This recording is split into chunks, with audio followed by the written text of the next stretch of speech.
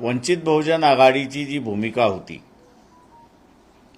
की ओबीसीचं आरक्षण ओबीसीलाच राहिलं पाहिजे आणि मराठा समाजाला आरक्षण द्यायचं असेल तर त्यांचं ताट हे वेगळं असलं पाहिजे, तरच मराठा समाजाला आरक्षण मिळू शकतं. ती भूमिका शासनाने घेतली नाही. तर शासनाने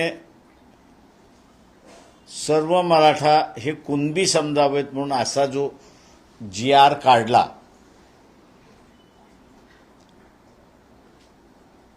त्या GRच्या माध्यमातून मी मगाशी जसं म्हणालो की पूर्णपणे भारतीय जनता पक्षाने सर्वच राजकीय पक्ष, मग तो NCP असेल, अजित पवारांचा असेल किंवा शरद पवारांचा असेल किंवा एकनाथ शिंदे असतील किंवा उद्धव ठाकरे असतील, या सगळ्यांना गंडवलं असं मी त्या ठिकाणी म्हणणार आहे.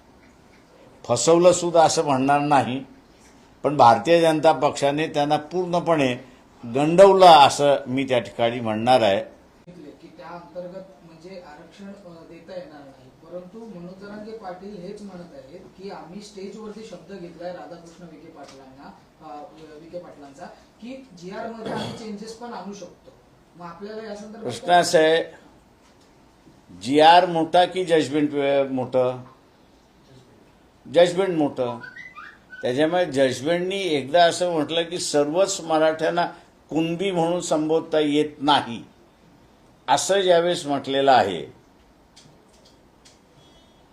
त्याला तुम्ही ओव्हरकम कसं करणार?